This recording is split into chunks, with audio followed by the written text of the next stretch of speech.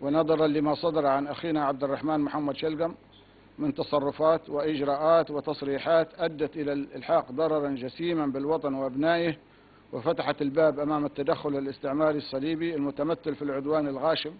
الذي استهدف المنجزات التي تحققت بفعل ثورة الفاتح العظيم وقائدها رمز عزة الوطن وكرامته. فإننا نؤكد على أننا نحن المذكورين علاه وعائلاتنا وأبنائنا صغارا وكبارا أبرياء منه وكل ما صدر عنه من تصرفات لا تليق بحق هذا الوطن، ونؤكد على تمسكنا بالثوابت التي توافق عليها جميع الليبيين بقائده ووحدة أرضه وشعبه، ونعتبرها خطوطا حمراء لا يمكن لأي كان المساس بها، والله على ما نقول وكيل.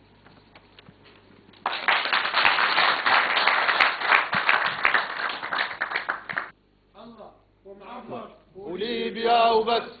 الله ومعمر وليبيا وبس، الله ومعمر وليبيا وبس، الله ومعمر وليبيا وبس، الله ومعمر وليبيا وبس، الله ومعمر وليبيا وبس. بسم الله الرحمن الرحيم، وباسم الفاتح العظيم، برقية إلى الأخ قائد الثورة، إلى قائد ثورة الفاتح من سبتمبر العظيمة الأخ العقيد معمر القذافي.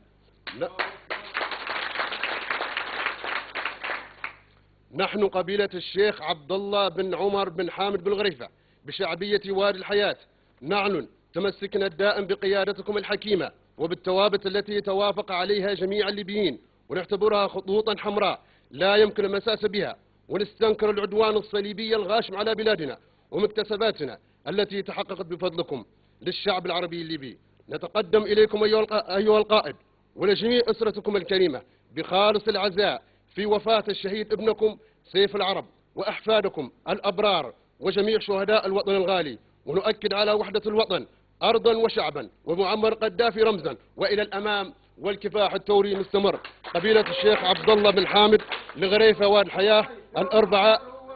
من غير خراف وزايد لو معمر هو القايد، من غير خراف وزايد لو معمر هو القايد، من غير خراف وزايد لو معمر هو القايد، من غير خراف وزايد لو معمر هو القايد، من غير خراف وزايد. يلا يفتحنا حراسك كل الروس بدالي راسك، يا قايد احنا حراسك كل الروس بدالي راسك، يا قايد احنا حراسك كل الروس بدالي راسك، يا قايد احنا حراسك كل الروس بدالي راسك، يا قايد احنا حراسك كل الروس بدالي راسك. يوم عمره